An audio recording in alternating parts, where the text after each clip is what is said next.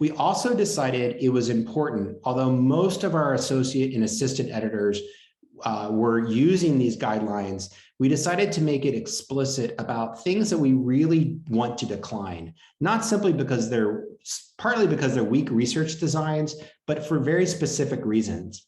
If they include deficit narratives, or they have reductionistic views of international students or human beings or identities, or essentialized or oversimplified views of human beings, we want nothing to do with that with this journal. So please, even if it has the most sophisticated research design, if it has a deficit narrative of the international student, please, that is a reason to decline a manuscript. If you think it's been reductionistic or it's essentialized, please decline that. And we have guidance in our handbook specifically that gives examples of what we mean by these terms. In terms of our selectivity, we do have that difficult balance that Stephanie talked about between being inclusive and being selective. Typically, here's some things that are guidelines so you know the basic flow of manuscripts. If you're an assistant or associate editor, please, this does not mean this is what you're required to do. You're not required to accept or decline a certain number of manuscripts, but generally speaking, sometimes people think it's helpful to know the rule of thumb of how things move through the process. So typically we get about 400 manuscripts per year, and about 1/2 of those get desk rejected at some point. And those get passed on to associate editors who also desk reject about 1 out of every 2 manuscripts that they're assigned. They'll send the remaining manuscripts out for review, and of those that are sent out for review, they tend to accept about 1 in 3 of those manuscripts.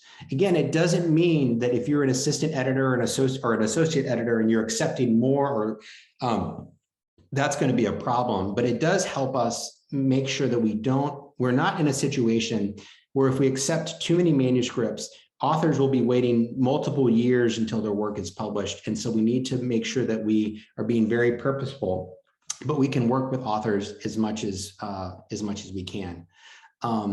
In 2021, we had slightly fewer submissions than we did in 2020.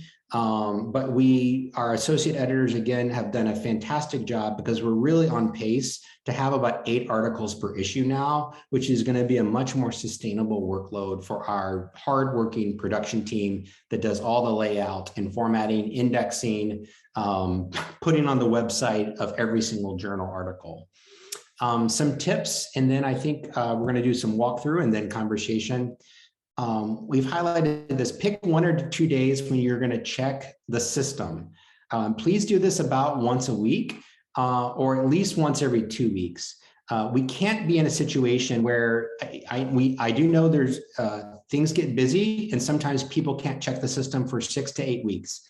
If you're in that situation, please notify us so that we can have someone else manage your workload, because we don't want to be in a situation where an author is saying, I haven't heard back from this associate editor or assistant editor, and it's been 3 months, and we find out that nothing really has happened in those 3 months because somebody hasn't been checking the system.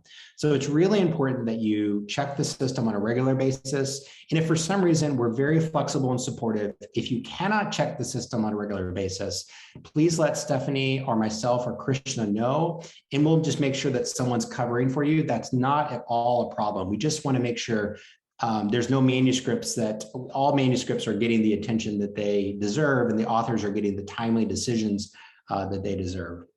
You may want to create an inbox rule with JIS in the subject line. You'll get a lot of emails from the system. You may want to just have them all go to the same folder. And then if you communicate with authors, please do that through the system by creating a discussion thread. And we can show you where that is in the system.